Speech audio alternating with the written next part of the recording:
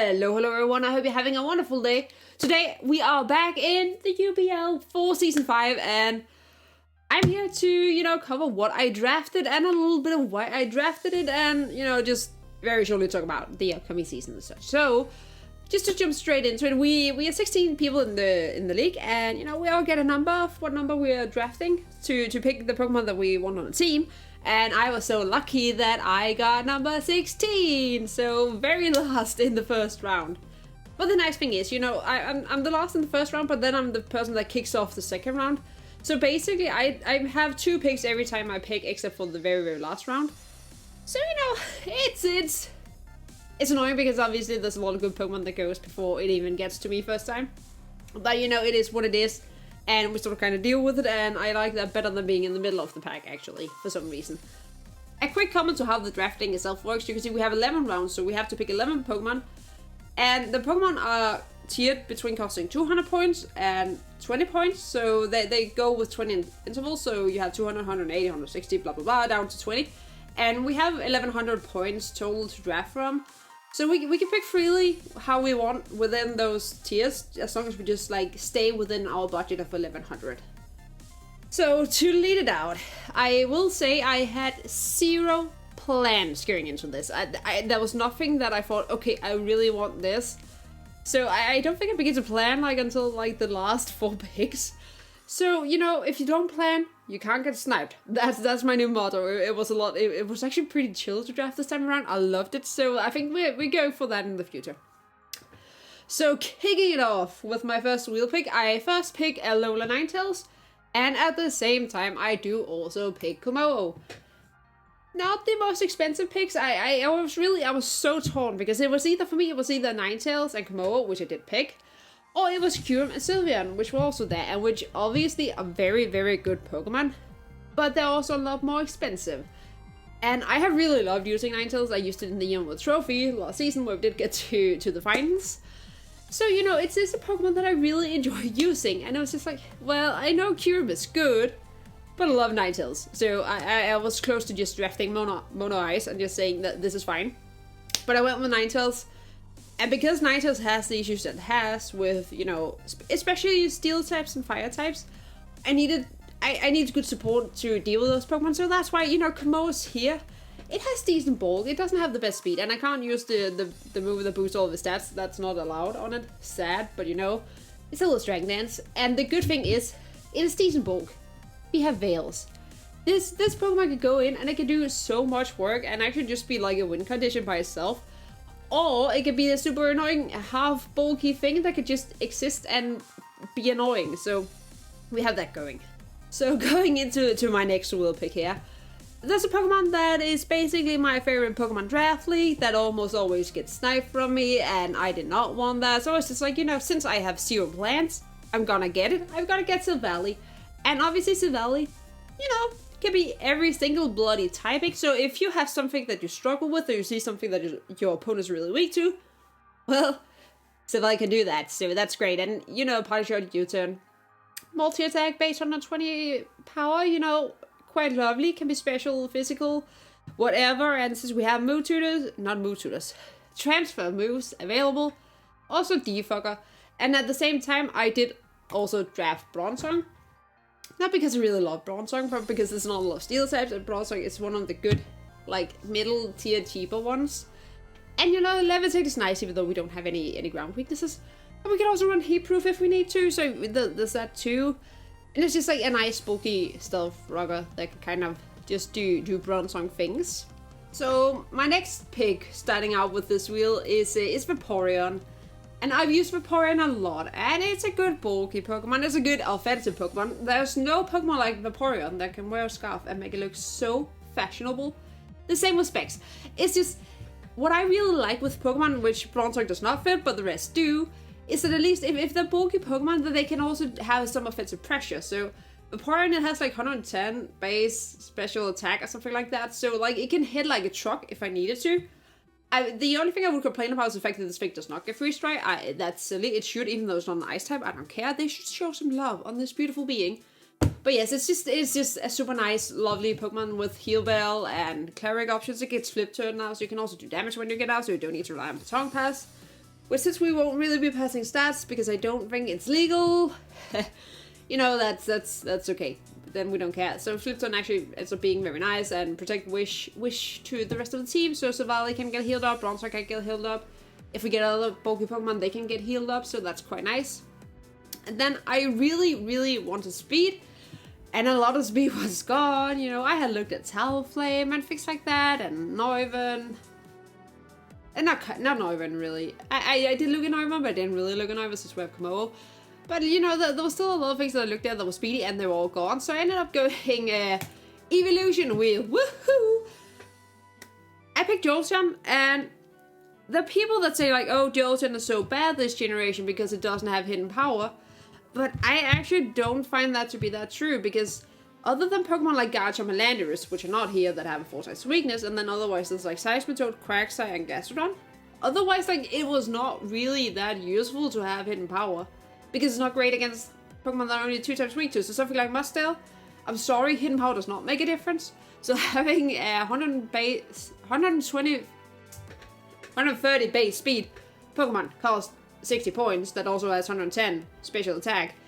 That's too good not to take, so that's also why I did take it. Also because if we are facing Pokemon that are faster, so if you like Dragapult, we can run Quick Feet and be faster than anything else basically, and that also will often allow us to be modest. So there's that. And again, for the ground types, we can use Baton Pass to get around if we don't really want to rely on Volt Switch. We also do have Toxic available, so we can Toxic them, because not a lot of ground types, obviously enjoy that.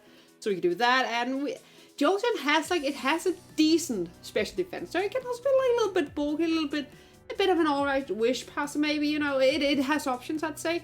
So I think for 60 points, honestly, I love it, it's a great pick, so, So at this point, I'm beginning to look a little bit at removers, because we do have Komodo and Bronzor to set up Stealth Rock, so that's quite nice. But we only have Silvally for removal, and I don't want Silvally to be forced into any specific roles on my team, so I want to make sure that I have other options.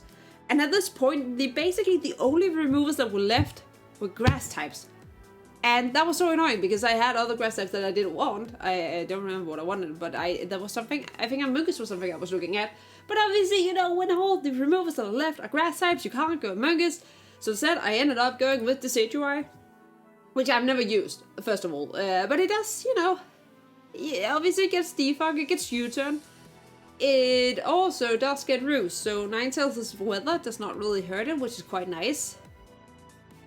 It's just it has some versatility. I'm not 100% sold on it, but I hope that it surprises me.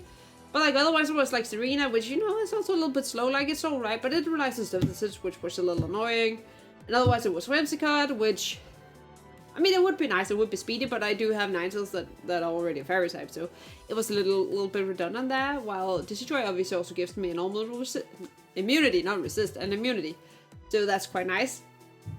And now it gets fun. I obviously like a dark type and a ground and poison type. And I ended up going with Skuntank, and I will say I hate Skuntank. I have used it before, and I don't like it, but it's there and it's cheap and it has defog. So that's all I can say. If it has a matchup where we do need it, obviously we are going to bring it, and hopefully the fact that the really strong ground types such as Landorus and Garchomp, they aren't here. Hopefully that can redeem this thing a little bit, because I'll basically call it Landorus fodder otherwise. That's what it's been doing for me. But it's here. Hopefully it can surprise me positively. We'll see. My faith is not there. Just being very real, is not there. But we'll see. Going into the next wheel, I was a little sad because my beautiful horse, the cute little Mustel, got taken because the person knew that I would take it if they didn't. So, it's a little sad. And I ended up with Palosan, which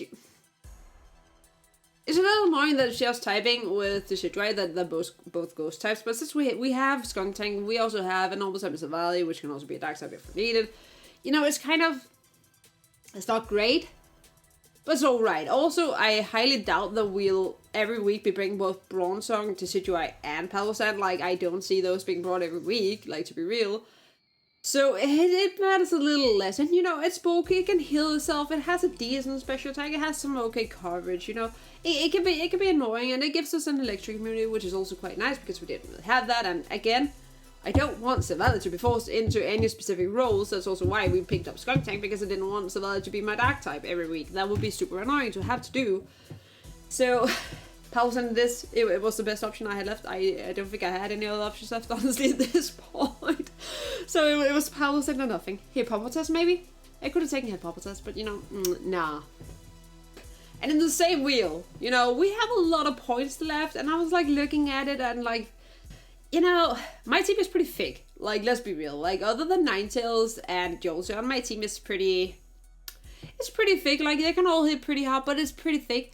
And I wanted something else that could kind of also really take advantage of the Veils that Ninetales could set. Because the last time I used Ninetales, I didn't really...